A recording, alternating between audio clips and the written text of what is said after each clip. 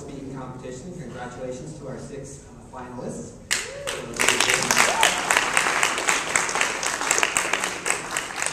Before we get started, I'd like to introduce you to our judges of the final round. We're sitting up here. This is Jane Fader. She's in public relations, and she's the Director of Communications at the Will Hall of Fame. This is Dr. Shirley Hallblade. She's the Dean of the Library here at UNF. This is Dr. David Goff. He's the Chair of the Communication Department here at UNF. And we also have Kathy Gary, who serves as an Executive Assistant. So thank you all very much.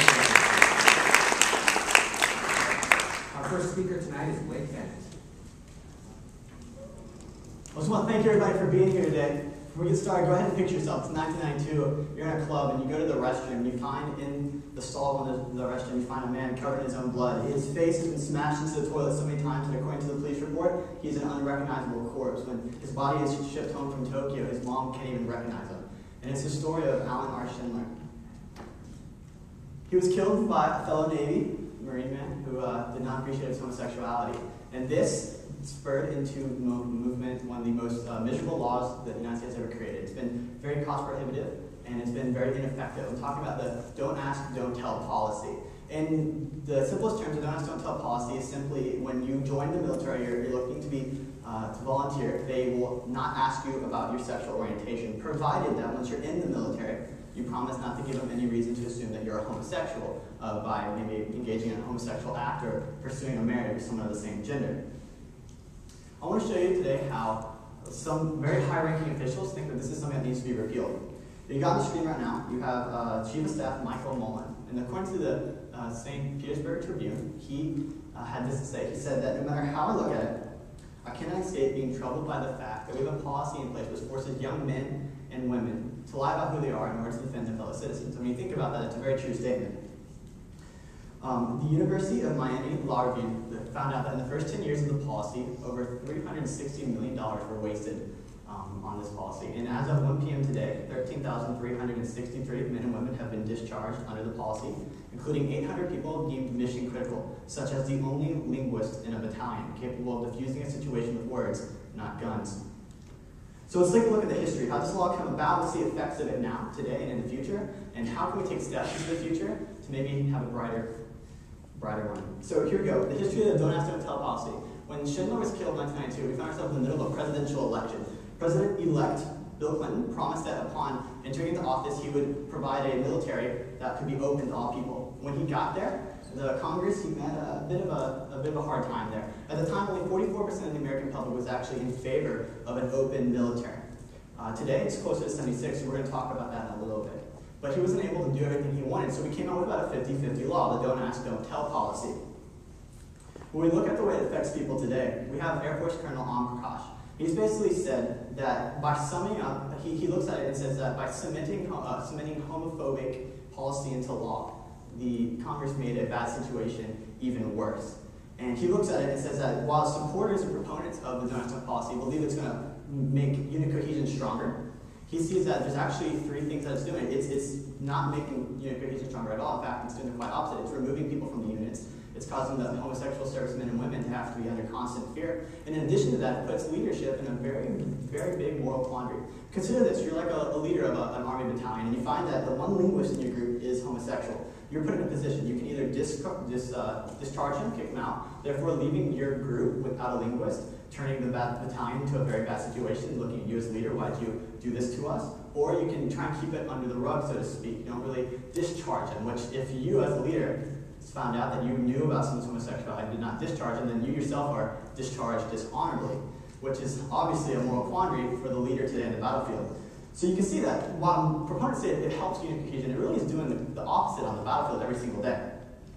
According to the International Herald, Prakash sees this as a costly failure, and we can see that there's a list right here. These are all the countries that have an open military policy. Every single member of the European Union is on this list with the one exception of Greece. Every Western country, you have what we would consider to be developed countries on this list. Now I'm going to show you another one. You might find this surprising. These are the countries that disallow homosexuals from serving openly. We get to see that we're in an awesome group of countries right here. This wouldn't really be what you consider. You usually don't see the United States in the same list of these countries. There's 11 others on the list, including China.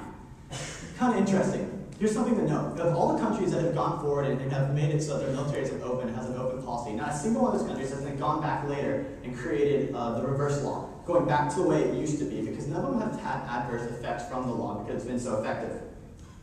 To illustrate my point further, I want to go ahead and take a look at these three people. CBS News recently did a profile on the three that you see on the screen.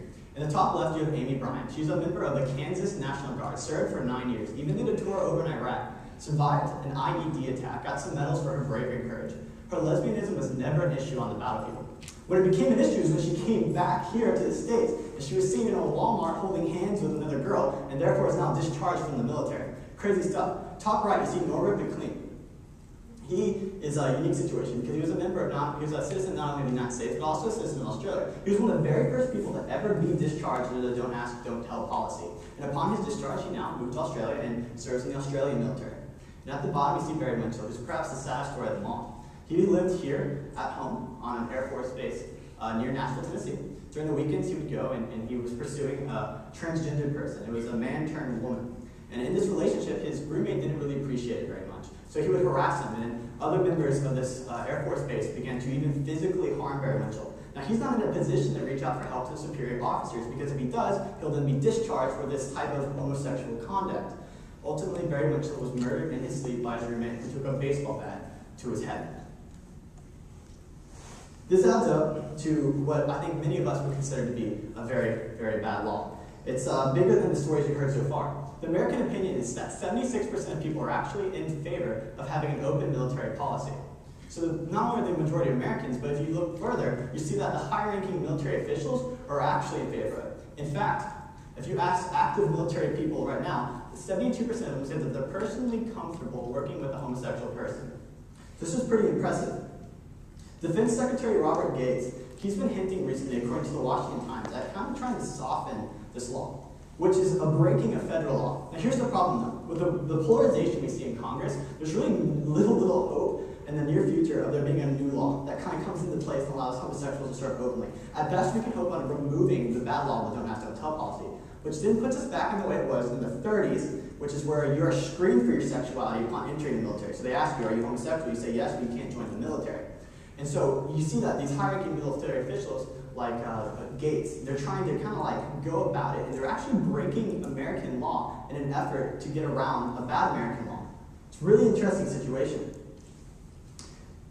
If something doesn't change, you and I are going to see a really dismal situation. Our money's going to continue to be wasted, and we're going to see thousands of willing military men and women be discharged and not attempting to even be a part of the military because they're going to have to lie about their identity. But luckily, you're the solution.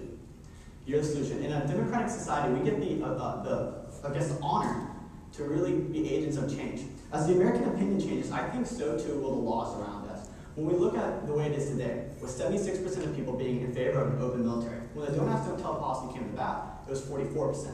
In the 30s, when the law that was before the don't ask, don't tell policy was in place, it was 26% according to the New York Times.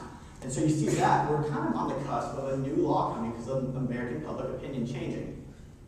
I think this might already be happening. Actually, a couple of weeks ago in March, we saw that there was an amendment given to the don't ask, don't tell policy, which made it more difficult for people to pursue alleged evidence of someone's homosexual behavior. And in addition, it kind of defined better who had the right to discharge people based on their homosexuality. According to the Employee Relations Journal, Americans, we already kind of really understand that the whole idea of diversity is really, really important. We saw that in the Korean War. The last time we had like a transition or a shift of sorts with military laws when we integrated minorities into, at the time, the predominantly white military forces. And during the Korean War, we saw the groups that were integrated the fastest and that were the most integrated actually had the highest casualty rates, according to the New York Times.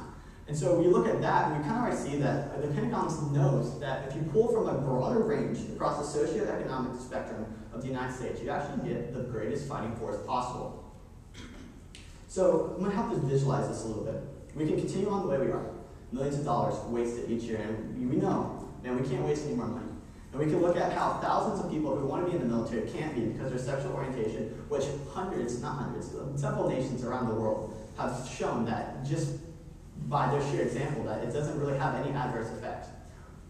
Or we can go into a future where we actually help our military take the steps that are necessary to be and to maintain the top spot in the world's to maintain the top spot as the greatest military to see. It's a policy that's harming not only our safety, but our money, and I hope that now you have a little bit of knowledge, and you can kind of take this conversation a little bit further. So when people ask you about the don't ask, don't tell policy, you kind of have a way of holding a conversation with them. I've talked to so many people in this process of writing the speech that really had no idea about it, and I pray that you can take this knowledge and carry it further, because you're the agent of change. So don't be silent. Keep the conversation going. God bless. Thank you.